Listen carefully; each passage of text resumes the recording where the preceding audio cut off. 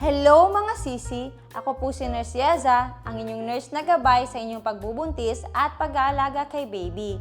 At ngayong araw na ito ay pag-uusapan natin ang mga dapat gawin at dapat iwasan after mong ma-CS. By the way mga sisi, nanganak na po ako noong July 24, 2023 at ako po ay na-CS. Kaya alam ko po kung gaano kahirap ang mga pinagdadaanan ngayon ng mga CS mommies. Mahirap dahil pagkatapos ng inyong operasyon ay mangangailangan ka ng mahaba-habang recovery. Ibig sabihin ay hindi ka agad-agad na makakabalik sa iyong pre-birth routine as quickly as possible. It is also very important to take things slowly to allow your body to have a full recovery. Ano nga ba ang cesarean section o CS? Ang cesarean section ay isang major abdominal surgery and it is associated with more risk than normal delivery. Ito ay isang operasyon in which your baby is born through a cut that your doctor makes in your belly and in your uterus. Gaano katagal ang recovery ng cesarean section? Matapos ang inyong operasyon ay hindi ka po agad-agad na makakauwi dahil magsistay ka muna sa ospital between 3 to 5 days or depende pa sa inyong doktor. By the way, sa akin dati ay 3 days lang po akong nagstay sa ospital after ng aking operation. Pinauwi na agad ako ng aking doktor since okay naman na ang lahat sa akin. Napakahalaga talaga mga sisi na kahit pa nakakaramdam ka ng sakit after ng iyong operation, ay kailangan mo pa ring makagalaw o makalakad ng paunti-unti within the 24 hours. Dahil maiiwasan nito ang pag-develop ng blood clots, helps you ease your gas pain, and helps you with bowel movement. Karamihan sa mga guidelines ay nagsasabi na nangyayari daw po ang full recovery ng isang CS mommy within 6 to 8 weeks. Ngunit, depende pa din po yon sa iba't ibang factors at sa katawan ng babae. May mga babaeng mabilis lang ang recovery at meron din namang mabagal. In my case, madali lang ang naging recovery ko. Dahil sinikap ko talagang gumalaw-galaw kahit paunti-unti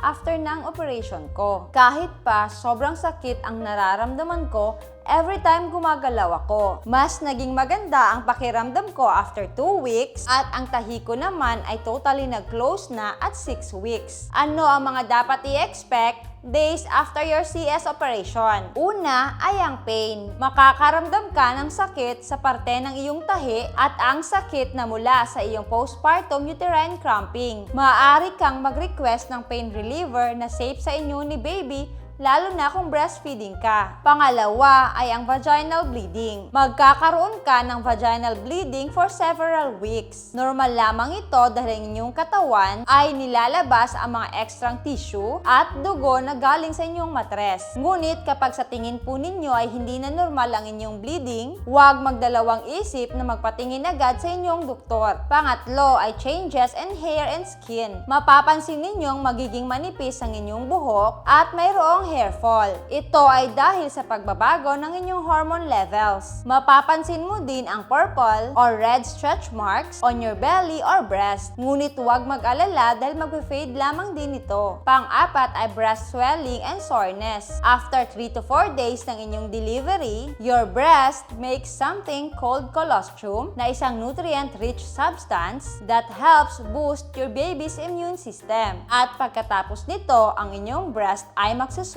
as they filled up with milk. You can help ease tenderness by nursing or pumping and putting washcloths on your breast between feedings. 3 days after ko pong manganak mga sisi, ay grabing sakit po ang naramdaman ko sa aking breast dahil full ito ng milk at hindi ko siya mailabas. That time kasi ay hindi pa kaya ni Baby Yona ang supply ko ng milk. Masyadong marami lang po yung lumalabas sa akin, pero syempre, konti lang din po ang ididede ng aking baby. Kaya ang ginawa ko ay pinam ko po ito dahil grabe kapag hindi po ito nakalabas, sobrang sakit po talaga ang nararamdaman ko. Panglima ay ang baby blues. Sa inyong first few weeks after manganak, ang inyong mood fluctuation ay napaka-common. Ito yung time na parang hindi mo maiintindihan ang mga nararamdaman mo. Makakaramdam ka ng pagkalungkot, worried at matinding pagod. Kapag nagpatuloy ang pakiramdam ito sa mga sumunod pang weeks, mas maiging kausapin na ninyo ang inyong mga doktor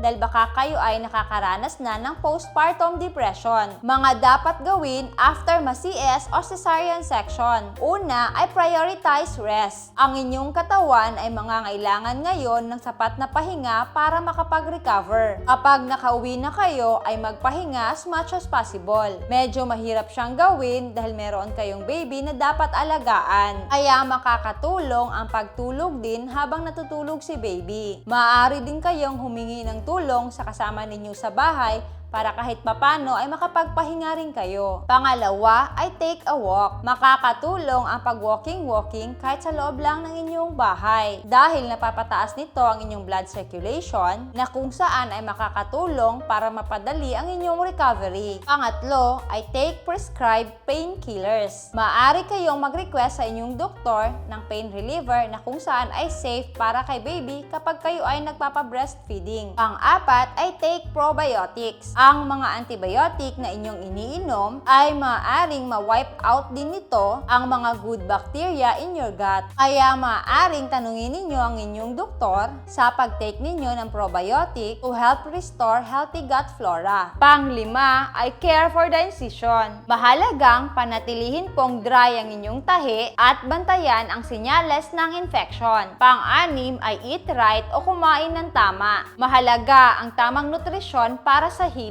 Focus on eating foods that are anti-inflammatory and have vitamin C. Pang-pito ay drink a lot of fluids. Uminom ng maraming tubig at iba pang fluids to stay hydrated. Mahalaga ito para maiwasan ang constipation. Pang-walo ay practice deep breathing. Ang deep breathing exercises helps your postpartum body reconnect to those important muscles and helps your body heal from the changes of pregnancy. Pang-siyam I hold a pillow on your incision site when you cough or laugh. Mas mabuti pong gumamit po kayo ng unan as a support every time kayo po ay uubo o tatawa. Mga dapat iwasan after ma-CS. Una, I don't lift anything heavy. Iwasang magbuhat ng mabibigat na bagay na lalampas sa 20 pounds ang timbang sa inyong first 2 weeks. Pangalawa, I avoid intense exercise. Pangatlo, I don't drive between 4 to 6 weeks. Nire-recommenda ng mga doktor ang pagdadrive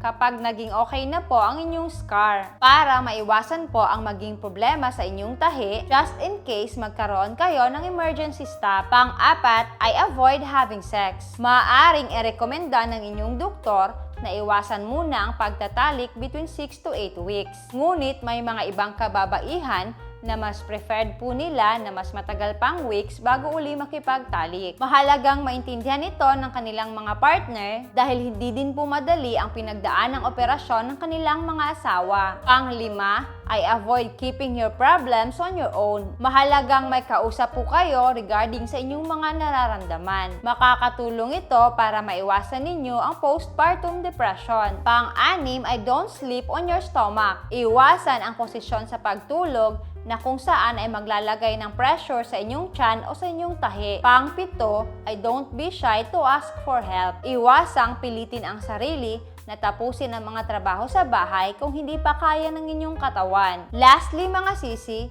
napakahalaga po ang pag-aalaga sa inyong katawan after ng inyong operasyon para mas mapadali po ang inyong recovery at maiwasan muna din ang anumang hindi magandang komplikasyon. Again, ako po si Nurse Yeza, ang inyong nurse na gabay sa inyong pagbubuntis at pag-aalaga kay baby. Stay safe and God bless!